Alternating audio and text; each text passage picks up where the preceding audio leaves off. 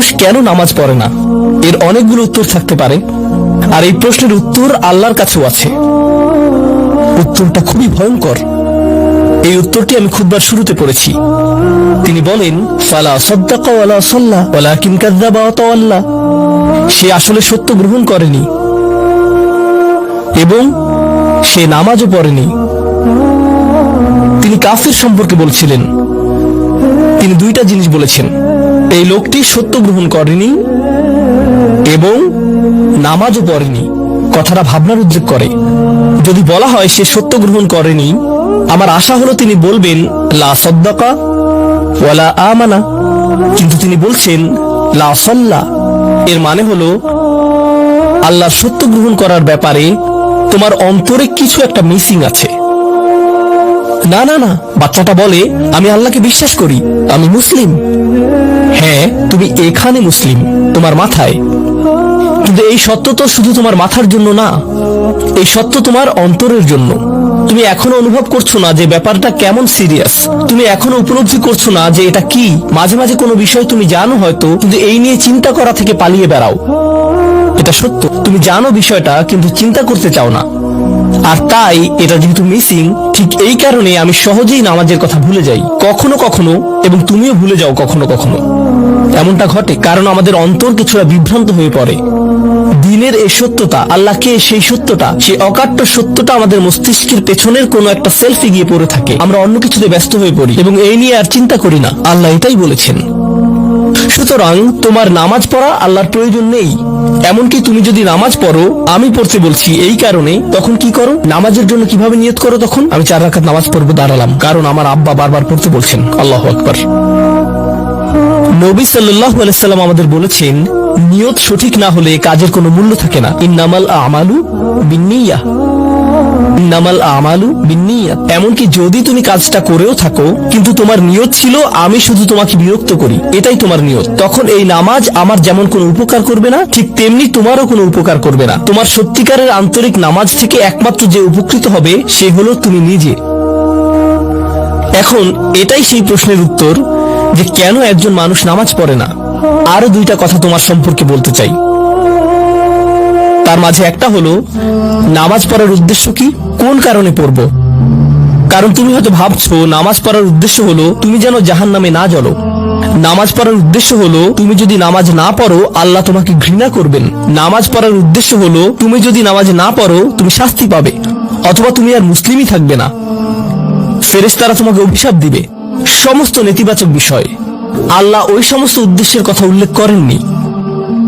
নেতিবাচক কিছু থেকে মুক্তি পাওয়া নামাজের মূল উদ্দেশ্য নয়। নামাজের মূল উদ্দেশ্য হলো ইতিবাচক কিছুর দিকে ছুটে চলা, এটাই নামাজের উদ্দেশ্য।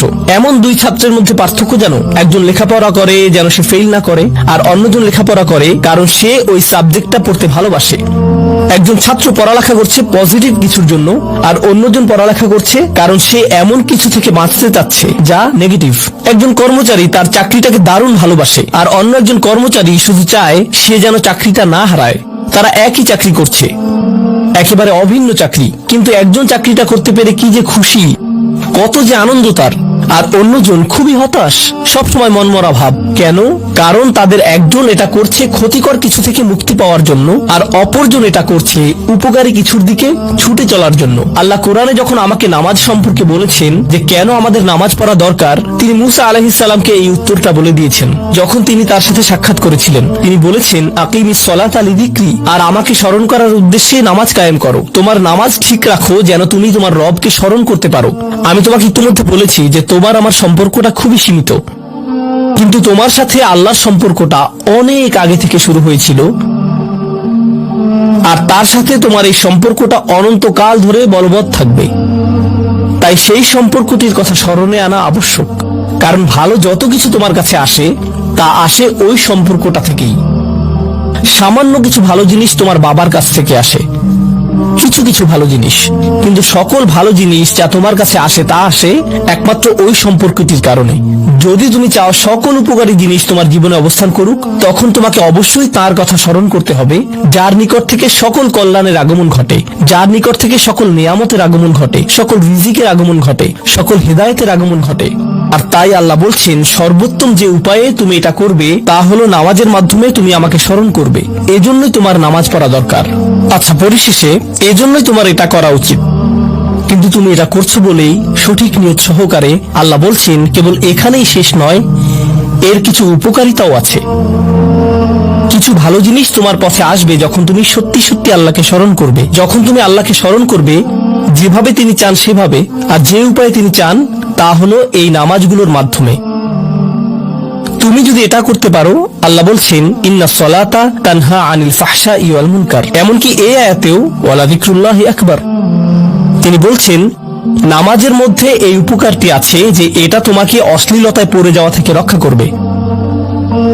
কারণ অশ্লীলতা তোমার চারপাশে বিরাজমান, আর আমি প্রিয় পুত্র তোমাকে এটার সম্মুখীন হওয়া থেকে রক্ষা করতে পারবো না। অশ্লীলতা তোমার ফোনে, অশ্লীলতা তোমার স্কুলে, অশ্লীলতা তোমার বন্ধুদের মাঝে, অশ্লীলতা ঈদের অনুষ্ঠানে, যখন কোনো কর্নারে গিয়ে বন্ধুদের সাথে আড্ডা দাও, অশ্লীলতার উপস্থিতি তুমি সর্বত্র দেখতে পাবে। প্রতিবার যখনই তুমি অশ্লীলতার দিকে এগিয়ে যাবে তোমার অন্তর ক্ষতিগ্রস্ত হয়ে পড়বে। আর আল্লাহ বলছেন যদি তুমি এই নামাজগুলো আদায়ে যত্নবান হও, এগুলো তোমাকে অশ্লীলতার করাল গ্রাস থেকে রক্ষা করবে। একবার যদি তুমি অশ্লীলতায় ডুবে যাও তখন তুমি হয়ে পড়বে যেমন তুমি যদি দূষিত বাতাসে নিঃশ্বাস নাও, প্রথম প্রথম তোমার কাশি আসবে, কিন্তু যদি এতে বেশিক্ষণ অবস্থান করো একসময় এতে তুমি অভ্যস্ত হয়ে পড়বে। অশ্লীলতাও ঠিক এরকম, এতে আকণ্ঠ নিমজ্জিত থাকলে একসময় এটাকে আর বড় অপরাধ বলে মনে হবে না, নিজেকে এর থেকে রক্ষা করার কোনো গরজ অনুভব করবে না আর, কারণ তোমার প্রতিরোধ ব্যবস্থা দূষিত হয়ে গেছে। এরপর তুমি এমনকি আরো বিষাক্ত আচরণের জন্য প্রস্তুত হয়ে যাবে, এমনকি আরো জঘন্য বিষয় ওয়াল মুনকার, এমনকি আরো ঘৃণ্য কাজও তোমার দ্বারা সম্পন্ন হয়ে যেতে পারে। অধপতনের অতল গহ্বরে হারিয়ে যাওয়া থেকে এই নামাজগুলো তোমাকে রক্ষা করবে। এই জন্যই তোমার নামাজ পড়া দরকার, এই সমস্ত কারণেই তোমার নামাজ পড়া প্রয়োজন। আমি বলেছি এই জন্য না, এই সমগ্র ভ্রমণের শেষে সিদ্ধান্তটা সম্পূর্ণরূপে তোমার। কারণ আল্লাহ হয়তো আগামীকালই আমাকে নিয়ে যেতে পারেন, আল্লাহ হয়তো আমাকে 1 বছরের মধ্যেই নিয়ে যেতে পারেন। তোমার এবং আমার মাঝে যে এই সম্পর্কটা বর্তমানে আছে, এমনকি যদি আমরা 100 বছরও বাঁচি আমরা এর চেয়ে বেশি বাঁচতে পারবো না। একটা সময় আছে যখন এর সমাপ্তি ঘটবে, কিন্তু ওই সম্পর্কটি, তুমি যদি সত্যিই ওই সম্পর্কটি সম্মান করতে চাও নামাজ পড়ো। তোমার প্রতি এটাই আমার উপদেশ। এখন আমি পিতামাতার উদ্দেশ্যে কথা বলবো। এটা হবে ছোট্ট একটা রিমাইন্ডার আমার জন্য এবং আমাদের সবার জন্য, আমাদের পিতামাতাদের জন্য। সন্তানাদি আল্লাহ প্রদত্ত একটা নিয়ামত, তাদেরকে এজন্য দেওয়া হয়নি যেন আমরা তাদের নিয়ন্ত্রণ করতে পারি। যত বেশি আমরা তাদেরকে নিয়ন্ত্রণ করতে চাইব তত বেশি হতাশ হব সকল অবস্থাতেই। আমি দেখেছি এমনটা, বিশেষ করে যে পরিবারগুলো তাদের সন্তানদের দিনের সুরক্ষা করতে চায়, তারা যত বেশি সন্তানদের উপর জোর করে দিন চাপিয়ে দিতে চায় তত বেশি ওই ছেলে মেয়েগুলো অদ্ভুত সব উপায়ে বিদ্রোহ প্রকাশ করে। কারণ যে বিষয়টা আল্লাহ চান আপনি তাদেরকে প্রদান করুন, আপনার ছেলে মেয়েদের কাছে আপনার যে সুযোগ আছে সেটা তাদেরকে আপনার আদেশ নিষেধ মানতে বাধ্য করার জন্য নয়। সুযোগটা এই জন্য দেয়া হয়েছে যেন আপনি তাদেরকে এমন সব বিষয়ে চিন্তা করাতে পারেন যা শুধু আপনার পক্ষেই চিন্তা করানো সম্ভব, তাদেরকে এমন সব বিষয়ে পছন্দ করাতে পারেন যা শুধু আপনার পক্ষেই পছন্দ করানো সম্ভব। আপনার বাচ্চাটা বাস্কেটবল পছন্দ করে কারণ সে আপনাকে বাস্কেটবল খেলতে দেখেছে, সে প্লে স্টেশন পছন্দ করে কারণ সে তার বাবাকে প্লে স্টেশনে খেলতে দেখেছে। এভাবে আপনি বাচ্চাটার অন্তরে কোনো কিছুর জন্য ভালোবাসা তৈরি করে দিতে পারেন, কারণ আপনি যেরকম আপনার পক্ষে এটা করা সম্ভব। আর যখন বাচ্চাদেরকে বলতে থাকেন তোমার হোমওয়ার্ক করো, তোমার হোমওয়ার্ক করো, আপনার সন্তানের বয়স যখন 40 হবে সে তখন বলবে না আমি হোমওয়ার্ক ভালোবাসি, কিন্তু 40 বছর বয়সেও সে বলবে আমি বাস্কেটবল ভালোবাসি, আমার বাবা সবসময় বাস্কেটবল খেলতেন। আপনি যা ভালোবাসেন তা ট্রান্সফার হয়ে তার কাছে চলে যায়, আর যা করতে বলেন তা প্রত্যাখ্যাত হয়ে যায়। এমনটি আপনার ক্ষেত্রেও ঘটেছিল। আপনার ছেলে মেয়েদের কথা ভুলে যান, আপনার নিজের বাস্তবতাও ওইটাই। আপনার বাবার কিছু কিছু জিনিস যে আপনি এখনো পছন্দ করেন তা ভালোবাসার মাধ্যমে আপনার নিকট ট্রান্সফার হয়েছিল, আর আপনার বাবার ওই ব্যাপারগুলো আপনি অপছন্দ করতেন যা তিনি জোর করে আপনাকে গেলাতে চেয়েছিলেন। এখানে উপবিষ্ট প্রত্যেকের বাস্তবতা এটাই, শুধু সেগুলোই গ্রহণ করেছি যেগুলো ভালোবাসার মাধ্যমে হস্তান্তরিত হয়েছিল। ঠিক এই ইশারাটাই আমাদের পিতামাতাদেরকে দেয়া হয়েছে সূরাতুল ইসরার এই আয়াতে। রব্বির হামহুমা কামা রব্বায়ানি সগীরা। রব্বায়ানি মানে যখন তারবিয়া ব্যবহার করা হয় একটি চারা গাছ বড় করার জন্য, আপনাকে চারা গাছটির যত্ন নিতে হবে, এর সযত্নে প্রতিপালন করতে হবে। গাছটির প্রতি চিৎকার চেঁচামেচি করলে তো হবে না, তাড়াতাড়ি বড় হও, তাড়াতাড়ি লম্বা হও। আপনার একে সময় প্রদান করতে হবে। অনেক সময় পোকামাকড় এসে এর পাতাগুলো খেয়ে ফেলতে চাইবে, আপনাকে তখন পোকামাকড় সরিয়ে দিতে হবে। কখনো কখনো একটু কঠোর আচরণ করতে হবে, শুধু অতটুকুই যেন পোকামাকড়গুলো দূর হয়ে যায়। এরপর আবারও এতে পানি দিতে হবে। আমাদের বাচ্চাদের সাথে আমাদের উদাহরণটা ঠিক এমনই। ঠিক এই কারণেই আমরা আমাদের মাতা পিতার জন্য এই দোয়াটা করি। আমি দোয়া করছি আল্লাহ যেন আমাদের সন্তানদেরকে হিদায়াত দান করেন, যা শুধু তার পক্ষেই দেওয়া সম্ভব। দোয়া করছি আল্লাহ তাদের অন্তরে ইস্তিকামা প্রদান করুন, যেন তারা তাদের জীবনের সঠিক সিদ্ধান্ত নিতে পারে। আরো দোয়া করছি আল্লাহ তাদেরকে ইব্রাহিম আলাইহিস সালামের দোয়ার মতো করুন, যা তিনি আমাদের সবার জন্য করেছিলেন। রব্বি জাআলনি মুকিমাস সালাতি ওয়া মিন যুররিয়াতি। হে আমার রব, আমাকে সালাত কায়েমকারী বানান এবং আমার বংশধরদের মধ্য থেকেও। আল্লাহ তাআলা এখানে উপস্থিত পিতামাতাদেরকে, আমাকে সহ সবাইকে এমন দৃষ্টান্তে পরিণত করুন যে আল্লাহকে ভালোবাসে এবং যে নামাজকে ভালোবাসে, যেন আমাদের ছেলেমেয়েরা নামাজের প্রেমে পড়ে যায় আমরা যেভাবে নামাজকে ভালোবাসি তা দেখে।